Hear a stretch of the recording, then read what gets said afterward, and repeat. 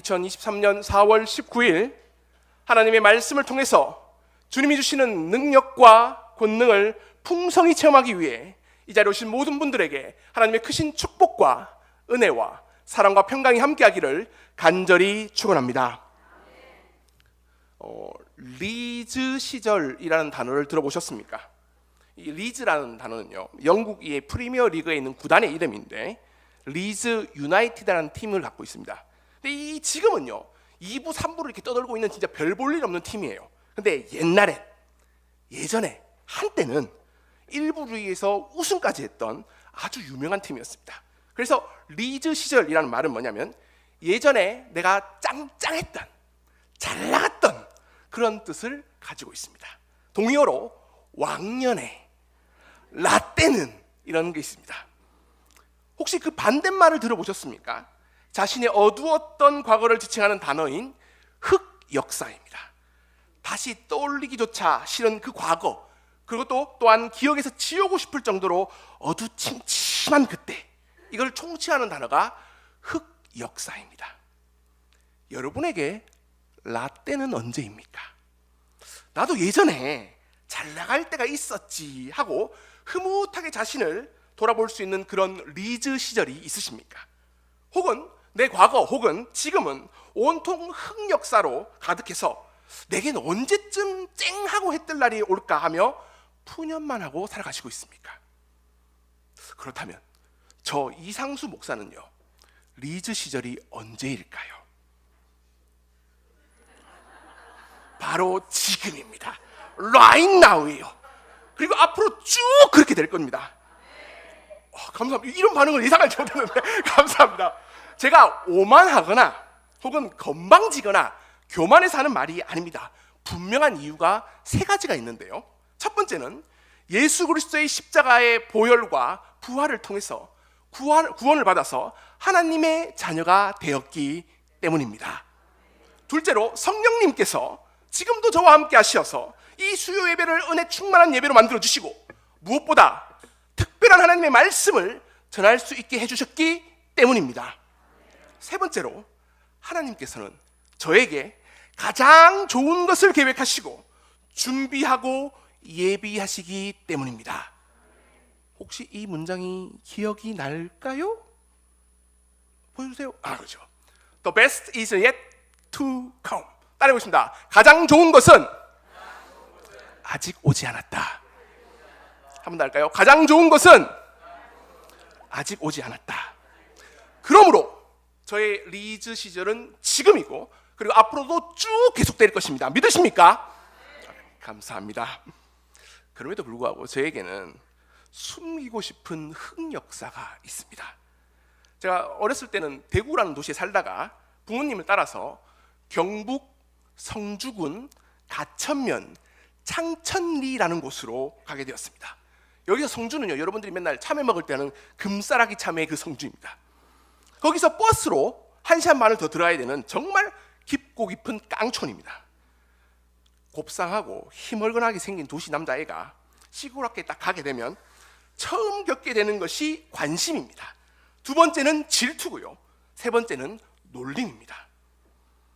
유독 제가 이 내성적인 성격 때문에 많이 놀림을 당하고 또 이 따돌림도까지도 당했습니다. 근데 그날이었어요. 주로 시골에서 하는 일은 이 다리 밑에서 멱 감는 일인데 그때 그 다리 위를 제가 걸어가게 되었습니다. 그리고 저를 유난히도 놀리던 그 아이의 머리가 딱 보이고요, 이쪽에는 빨간 벽돌 하나가 보였습니다. 그래서 울컥한 마음으로 탁 던졌죠. 다행히 스치기만 했습니다. 큰 상처가 없었지만 그 아이가 화가 나서 친구들이랑 막 올라와서 저를 둘러싸고 때리기 시작한 겁니다. 그리고 정말 저는 무심코 탁 쳤는데 원펀치에 앞니 2개가 나가버린 겁니다. 웃을 일이 아니에요. 심각한 문제는 그 다음에 시작됐습니다. 밤이 되니까 그 이빨 2개 빠진 부모님이 저희 집으로 들이닥쳤습니다. 보통 드라마를 보면 애들 싸움이 다 그렇죠. 아닙니다. 저희가 자녀 교육을 못했습니다. 이렇게 하고 끝났어야 되는데 현실은 완전히 달랐습니다. 이빨 하나가 얼만데 이렇게 다 보상할 거냐? 선생 아들이면 다냐? 애가 왜 이래 폭력적이냐, 그래서 전화가 온 것이 아니냐, 나중에 문제가 생기면 책임질 거냐 라는 소리까지 들었습니다. 시골 임신 좋다는 말 다 거짓말입니다. 저 때문에 손이 발이 되도록 잘못했다고, 죄송하다고 싹싹 빌고 있는 부모님을 보았을 때 제 마음이 한 번 더 무너졌습니다. 그리고 이런 생각이 들었습니다. 다시 예전으로 돌아갈 수 있다면 절대로 이런 잘못을 반복하지 않을 건데, 누군가 내 잘못을 좀 덮어준다면, 없이 해준다면 얼마나 좋을까. 이런 마음을 품고 있었던 한 여인이 오늘 말씀 가운데 나옵니다. 요한복음 8장 3절에서 4절까지 말씀을 함께 합독하시겠습니다. 시작! 서기관들과 바리새인들이 음행 중에 잡힌 여자를 끌고 와서 가운데 세우고 예수께 말하되, 선생이여, 이 여자가 간음하다가 현장에서 잡혔나이다. 이 여인은 간음을 하다가 그것도 현행범으로 잡혔습니다. 중요한 것은 이 사람을 다른 사람이 아닌 예수님 앞으로 끌고 온 것입니다.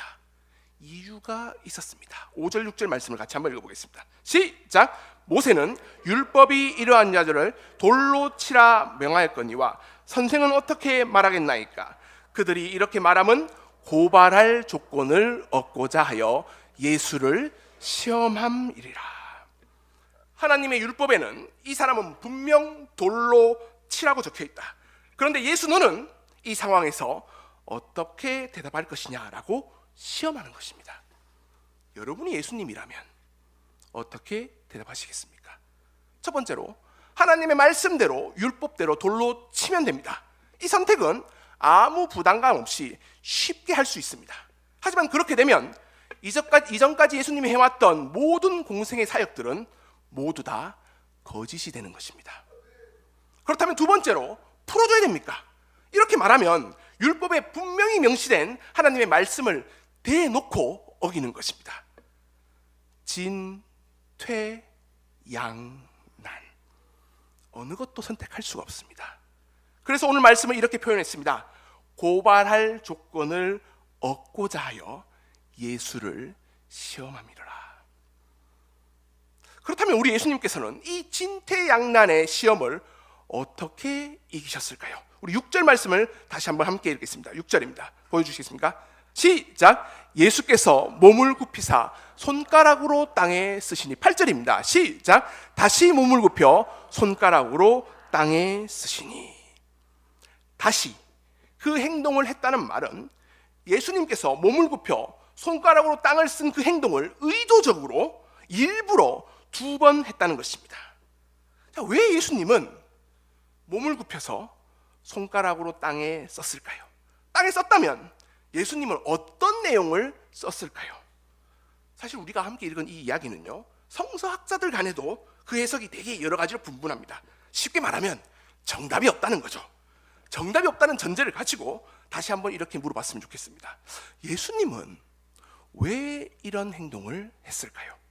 그리고 도대체 땅에 뭐라고 썼을까요? 그리고 왜 그 행동을 2번씩이나 했을까요? 그 해답을 찾기 위해서 제가 먼저 여러분들에게 한 가지 질문을 드리겠습니다. 예수님은 누구십니까? 지난 주일 말씀을 들었으면 여러분들 이런 반응을 보이시면 안 됩니다. 예수님은 누구십니까? 2023년 4월 19일 수요예배 오신 여러분에게 예수님께서 이렇게 물으십니다. 너희는 나를 누구라고 하느냐? 주일 예배를 들은 우리는 이렇게 당당하게 고백할 수 있어야 됩니다. 주는 그리스도시요 살아계신 하나님의 아들이십니다. 아멘. 예수님은 누구십니까? 이 땅에 성육신하신 하나님이십니다. 그분 곧 예수님이 바로 하나님이십니다. 아멘이십니까? 이 답을 가지고 오늘 이야기를 다시 한번 살펴보겠습니다. 지금 땅에 몸을 굽혀서 손가락으로 쓰신 분은 누구냐면 예수님입니다. 그리고 성육신하신 하나님이십니다. 그러면 이렇게 바꾸고 말할 수 있습니다. 지금 그 자리에서 예수님과 함께 하나님께서 지금 땅에 몸을 굽혀 손가락으로 직접 쓰시고 있다. 그런데 하나님이 손가락으로 직접 쓰신 것 하면 딱 떠오르는 것이 없으십니까? 힌트 하나 드리겠습니다. 두 돌판. 자, 출애굽기 31장 18절을 같이 한번 읽어보겠습니다. 시작. 예수께서 시내산 위에서 모세에게 이르시기를 마치신 때에 증거판 둘을 모세에게 주시니 이 돌판이요 하나님이 친히 쓰신 것이니라. 아멘. 이 말씀 가운데에 하나님이 친히 쓰신 것이라는 요 문장에 각주가 하나 붙어 있는데 밑으로 쭉 내려오면 손가락이라고 쓰여 있습니다. 즉 십계명 곧 율법은 하나님께서 손가락으로 친히 쓰신 것입니다. 그리고 그 율법을 주신 목적을 이렇게 밝히는데 우리 출애굽기 19장 5절 6절을 같이 한번 읽어보겠습니다. 시작. 세계가 다 내게 속하였나니 너희가 내 말을 잘 듣고 내 언약을 지키면 너희는 모든 민족 중에서 내 소유가 되겠고 너희가 내게 대하여 제사장 나라가 되며 거룩한 백성이 되리라. 너는 이 말을 이스라엘 자손에게 전할지니라. 아멘. 우리를 하나님의 소유로 삼기 위해서입니다. 우리를 하나님의 제사장 나라로 만들기 위해서입니다. 우리를 하나님의 거룩한 백성으로 만들기 위해서 하나님께서는 친히 손가락으로 쓰신 율법을 우리에게 주셨습니다. 무엇보다 그 말씀을 믿고 따르는 우리는 가장 먼저 이 율법을 주신 목적을 분명히 계약해야 됩니다. 자, 따라해보겠습니다. 나는 하나님의 소유이다. 나는 하나님의 제사장 나라이다. 나는 하나님의 거룩한 백성이다. 그런데 바리새인들은 이 율법을 가지고 어떻게 사용하고 있습니까? 고소하기 위해서, 시험하기 위해서, 죽이기 위해서 사용하고 있는 것입니다. 그래서 요한복음 8장 7절을 통해 예수님께서는 이렇게 경고하십니다. 함께 합독하시겠습니다. 시작. 저희가 묻기를 마지 아니하는지라 이에 일어나 이르시되 너희 중에 죄 없는 자가 먼저 돌로 치라 하시고. 하나님의 거룩한 백성, 하나님의 소유, 제사장 나라가 되기 위해서 하나님의 율법을 주셨는데 너희는 그 율법을 어떻게 사용하고 있냐는 거 묻는 것입니다. 그 하나님의 율법을 죄의 잣대로 사용한다면 너희 중에 도대체 죄 없는 자가 누구냐라고 묻습니다. 그런데 2000년 전의 바리새인들만 하나님의 말씀인 이 율법을 잘못 사용하고 있는 것일까요? 오늘 여러분은 하나님의 말씀을 어디에, 무엇을 위하여, 어떻게 사용하고 있습니까? 물질적인 축복을 받기 위해서만 사용하고 있습니까? 실생활에 도움을 얻기 위해서만 사용하고 있습니까? 더 잘 살기 위해서 사용하고 있습니까? 행복하기 위해서 사용하고 있습니까? 자녀의 성공을 위해서 사용하고 있습니까? 육신의 건강과 마음의 평강을 위해 사용하고 있습니까? 물론 축복의 하나님께서는, 긍휼의 하나님께서는 한량없이 많은 물질적인 축복도 허락하십니다. 원하지 않으세요? 축복의 하나님께서는 실질적인 도움도 풍성히 허락하십니다. 너무나 행복하고 잘 살게도 하십니다. 우리 자녀들을 성공으로 인도하여서 존귀하고 영광된 삶도 허락하십니다. 우리의 약함을 아시고 건강을 회복케 하시며 강건케도 하십니다. 하지만 중요한 진리 한 가지를 우리는 반드시 기억을 해야 되는데 이 모든 것들을 뛰어넘는 가장 큰 목적이 있다는 것입니다.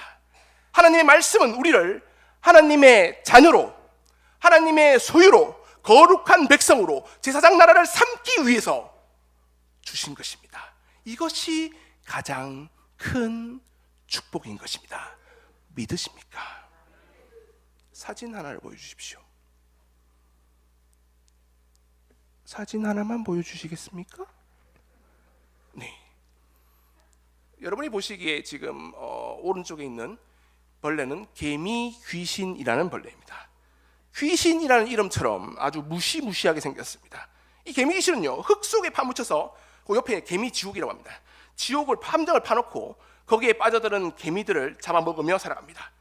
그런데 이 개미 귀신은요, 사실 유충입니다. 때가 되면 번데기로 보냈다가 성충이 되면 완전히 다른 존재로 거듭납니다. 바로 이것입니다. 보여주시겠습니까? 다음 장을 열어주세요. 네, 명주 잠자리로 변하는데 안 보일까요? 네, 그 명주 잠자리는 하늘을 나는 이게 보이네요. 예, 명주 잠자리입니다. 개미 귀신이 이렇게 변해요. 누군가가 개미 귀신으로만 살아가는 우리들에게 이렇게 말해준다면 그 삶은 어떻게 될까요? 너는 사실 명주 잠자리 유충이야. 지금은 비록 개미지국에 숨어서 그것에 빠져드는 개미만 바라보면서 먹고 하루하루를 살지만 그건 너의 본 모습이 아니야. 너는 곧 명주 잠자리가 될 거야. 그리고 저 높은 하늘을 훨훨 날아오르는 그런 존재가 바로 너야. 그 존재가 하나님의 소유입니다. 그 존재가 하나님의 제사장 나라입니다. 그 존재가 바로 하나님의 백성, 하나님의 자녀인 것입니다. 그리고 무엇보다 그 존재의 가치는 어떠한 상황에서도 변하지 않는 절대적인 가치를 가지고 있습니다. 얼마짜리일까요? 10,000원입니다. 자, 얼마입니까? 죄송합니다.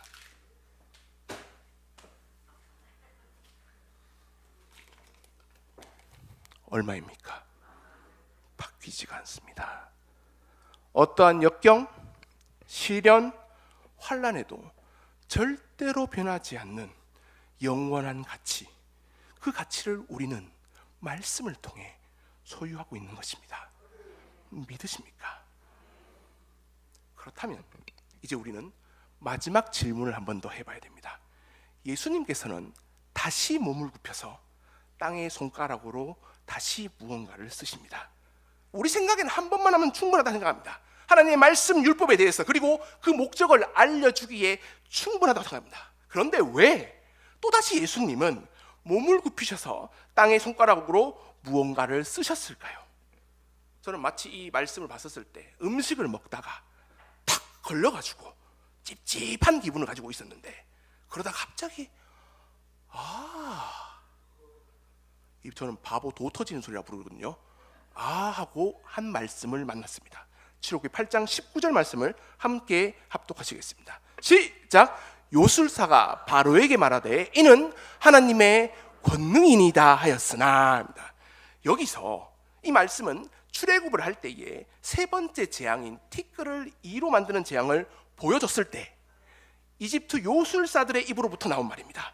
여기서 권능이라는 단어는 이래 각주를 써가지고 쭉 내놓는데 그게 뭐냐면 손가락이라는 뜻입니다. 즉 권능과 손가락은 같은 뜻입니다. 그리고 우리는 십계명을 통해서 이 손가락은 하나님이 친히 쓰셨다는 뜻을 알고 있습니다. 즉 권능, 손가락, 하나님이 친히 쓴 것은 같은 뜻입니다. 예수님께서는 다시 땅의 손가락으로 쓰신 것은 하나님이 친히 쓰신 것입니다. 그리고 출애굽 때 보여주셨던 하나님의 권능을 그 자리에서 보여주신 것입니다. 그러면 묻겠죠. 목사님, 도대체 어떤 권능이 나타났습니까? 어떤 권능과 이적과 기적이 예수님을 통해서 그 자리에 나타났습니까? 이 손가락을 뜻하는 히브리어는 에츠바라고 따라 읽습니다. 에츠바. 권능, 친히 쓰신 것, 잡다라는 뜻을 갖고 있습니다. 근데 이 에츠바는 체바라는 단어에서 왔는데, 체바는 담그다, 염색하다, 덮다, 사로잡히다라는 뜻을 갖고 있습니다. 희한하죠? 담그는 것과 능력이 어떻게 연관될까요? 염색하고 덮는 것과 권능이 어떻게 연관이 될까요? 저는 여기에다가 한 단어를 넣어왔습니다. 담그다 앞에 물에라고 넣어보니까 물에 담그다, 우리는 이를 세례라고 부릅니다. 세례를 통해서 우리는 하나님의 자녀로 거듭난 것입니다. 하나님의 놀라운 권능이자 능력이 바로 우리의 세례이고 우리의 자신의 원래 모습입니다. 염색하다는 단어, 덮다는 단어에 예수 그리스도의 피로라는 말을 넣어보면 우리는 이걸 보혈의 피로 물들이다, 씻다, 덮다라고 할 수 있습니다. 십자가의 보혈의 능력으로 우리는 이전에 있는 모든 죄의 사슬에서 벗어나서 그리스도 안에서 새로운 존재가 되는 것입니다. 이것이 하나님의 권능이자 하나님의 능력이자 하나님이 우리에게 보여주신 사랑입니다. 믿으십니까? 그렇다면 이 찬양의 가사가 더 마음속 깊이 다가올 것인데, 내 주의 보혈은 정하고 정하다. 내 죄를 정케 하신 주 날 오라 하시네. 약하고 추해도 죽게로 나가면 힘 주시고 내 추함을 곧 씻어 주시네. 내가 죽게로 지금 가오니 골고다의 보혈로 날 씻어 주소서. 저는 이 찬양할 때마다 늘 이 찬양이 생각나요. 주의 보혈 능력 있도다, 그의 피 믿으오. 주의 보혈 그 어린 양의 매우 귀중한 피로다. 이전에 나의 모든 삶을 덮어주시고 새로운 삶을 살아갈 수 있는 힘과 능력, 이것이 보혈의 능력이자 보혈의 권능입니다. 그래서 우리는 고린도후서 5장 17절 말씀을 당당하게 외칠 수 있는 것입니다. 함께 합독하시겠습니다. 시작! 그런즉 누구든지 그리스도 안에 있으면 새로운 피조물이라. 이전 것은 지나갔으니 보라, 새 것이 되었도다. 아멘. 한 번 더 해볼까요? 고린도후서 5장 17절 한 번 더 함께 합독하시겠습니다. 시작! 그런즉 누구든지 그리스도 안에 있으면 새로운 피조물이라. 이전 것은 지나갔으니 보라, 새 것이 되었도다. 그리스도 안에서 예수님의 보혈의 능력과 권능으로 새로운 피조물이 된 우리는 하나님의 새것, 하나님의 자녀가 된 우리는 이렇게 당당하게 찬양할 수 있을 것입니다. 유월절 어린 양의 피로 나의 삶의 문이 열렸네. 저 어둠의 권세는 힘이 없네. 주 보혈의 능력으로 원수가 날 정죄할 때라도 난 의롭게 설 수 있네. 난 더 이상 정죄함이 없네. 주 보혈 안에 있네. 난 주 보혈 안에 있네. 그 피로 내 죄 씻었네. 하나님의 긍휼 날 거룩게 하셨네. 난 주 보혈 안에 있네. 그 피로 내 죄 사했네. 더 이상 넘어지지 않네. 난 주 보혈 안에 있네. 기적 중의 기적. 하나님의 권능 중에 가장 큰 권능은 바로 예수 그리스도의 보혈입니다. 그 피로 우리를 씻음 받을 때, 그 피에 잠길 때, 그 피가 나를 덮을 때 우리는 비로소 그 모든 것들을 이겨낼 수 있습니다. 이깁니다. 그리고 결국 끝까지 이겨낼 것입니다. 예수 그리스도의 피, 그것으로 충분합니다. 이걸 네 자로 줄이면 이렇게 됩니다. 피, 로, 회, 복.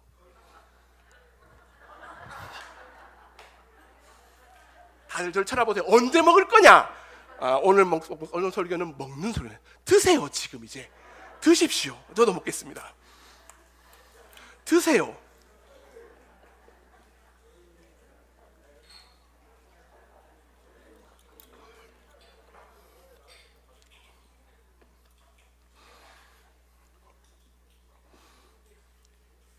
네, 이것을 먹을 때마다 혹은 볼 때마다, 물론 바카스도 생각나지만 피로 회복입니다. 예수 그리스도의 피로 하나님의 능력과 권능을 얻고 우리는 하나님의 자녀로 회복되는 것입니다. 하나님의 소유가 되는 것입니다. 하나님의 제사장 나라가 되는 것입니다. 그 권능과 능력으로 오늘을, 그리고 2023년을 살아가는 여러분이 되시기를 간절히 축원합니다. 한국 대학생 선교회, 그러니까 CCC입니다. 이걸 시작하셨던 김중곤 목사님에게 이 예수 그리스도의 피, 예수 그리스도가 정말 중요했고 정말 필요했습니다. 그래서 자주 목사님은 이 말씀을 얘기했는데 백문일답입니다. 문제는 100개인데 답은 하나입니다. 그 답이 뭔지 아십니까? 예수 그리스도입니다. 제가 그 질문 중에 몇 가지를 여러분에게 해보겠습니다. 여러분이 대답해 주십시오. 대답이 뭐라고요? 예수 그리스도입니다. 우리의 생의 주인은 누구입니까? 우리의 삶의 이유는 무엇입니까? 어둠이 나를 가릴 수 없는 이유는 무엇입니까? 절망 따위가 나를 꺾지 못하는 이유는 무엇입니까? 환경이 나를 속이지 못하는 이유는 무엇입니까? 질병이 나를 아프게 하지 못하는 이유는 무엇입니까? 죽음이 나를 묶지 못하는 이유는 무엇입니까? 수많은 기도를 하나도 빠짐없이 듣는 그분은 누구십니까? 우리를 가장 보고 싶어하는 분은 누구십니까? 보혈을 지나서 하나님 품으로 한 걸음씩 나아가게 하는 그분은 누구십니까? 내 영을 새롭게 하시는 분은 누구입니까? 우리가 이런 삶의 광야에서 힘들지만 다시 한번 힘을 내서 나가서 설 수 있는 이유는 무엇입니까? 그 예수 그리스도의 보혈만이 모든 것을 이길 수 있습니다. 그 보혈을 통해서 우리는 항상 이깁니다. 그 보혈에 덮여서 하나님의 소유로, 하나님의 자녀로, 하나님의 거룩한 제사장으로 하루하루를 살아가는 여러분이 되시기를 간절히 축원합니다.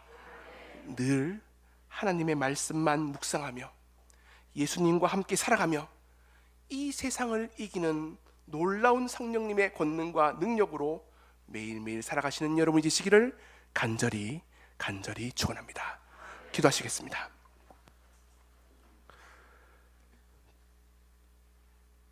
하나님, 우리에게는 예수님이 필요합니다. 예수님의 십자가의 보혈의 능력과 권능이 필요합니다. 주님, 예수 그리스도의 십자가의 보혈로 나를 씻어 주시옵소서. 나를 정결케 하여 주시옵소서. 그 말씀을 붙잡고 주님의 새로운 존재로, 하나님의 자녀로 당당하게 살아갈 수 있는 힘과 능력을 허락하여 주시옵소서. 예수 그리스도 그 한 분만이면 충분합니다.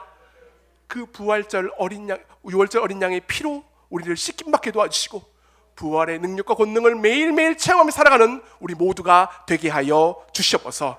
우리 주 예수 그리스도의 이름으로 기도드립니다. 아멘.